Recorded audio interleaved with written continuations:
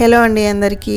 నేను ఇవాళ టమాటా పొడి వేసి చూపిస్తున్నా అండి. ఎప్పుడైనా ఇంట్లో టమాటాలు లేనప్పుడు, ఎక్కువ రేటు ఉన్నప్పుడు ఇది అప్పటికప్పుడు వాడుకోవడానికి యూజ్ అవుతుంది అన్నట్టు. ముందుగా టమాటాలని కడిగి తుడిచి ఆరబెట్టేసుకోవాలి. వీటినే వరుగుల్లాగా కూడా వేసుకుంటారండి. మనం పొడి వేసుకుంటాం అనుకున్నాం కదా, దాంట్లోనే పొడి పట్టకుండా ఎండిన ముక్కల్ని పక్కకు పెట్టేసుకుంటే వరుగులు అంటారు. ఎప్పుడైతే మనం కర్రీ చేసుకోవాలనుకుంటామో అప్పుడు వాటిని నీటిలో నానబెట్టేసుకొని కర్రీ చేసుకోవాలి. అది వరుగుల కూర అంటారు. ఇలాగే మిగిలిన పచ్చిమిరపకాయలు కానీ వంకాయలు కానీ అన్ని వరుగులు చేసుకుంటారండి. నేనైతే ప్రజెంట్ టమాటా పొడి వేసి చూపిస్తున్నా. ఇలా అన్ని ముక్కల్లా కట్ చేసి పెట్టుకోవాలి.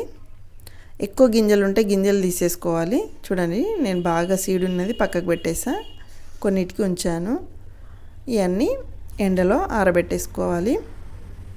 ఒక 4-5 రోజులన్నీ ఈజీగా పడుతుందండి ఎండనీకి, కంప్లీట్గా ఎండడానికి. ఇందులో వచ్చిన గింజల్ని నేను చెట్ల కోసాను, నేను అది కూడా చూపిస్తా. అవి మొలకలు వచ్చినాయి. ఇలా కంప్లీట్గా ఎండబెట్టేసుకోవాలి.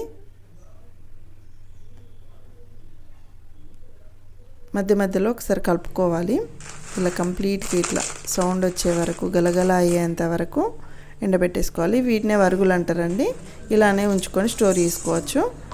నేనైతే పౌడర్ చేస్తున్నా. టమాటా పౌడర్ వేసుకుంటే ఏంటంటే ఏదైనా కర్రీలో అప్పటికప్పుడు వాడుకోవచ్చు. బాయిల్డ్ ఎగ్ కర్రీ అట్లాంటి వాటిలోకి వేసుకుంటే బాగుంటుంది.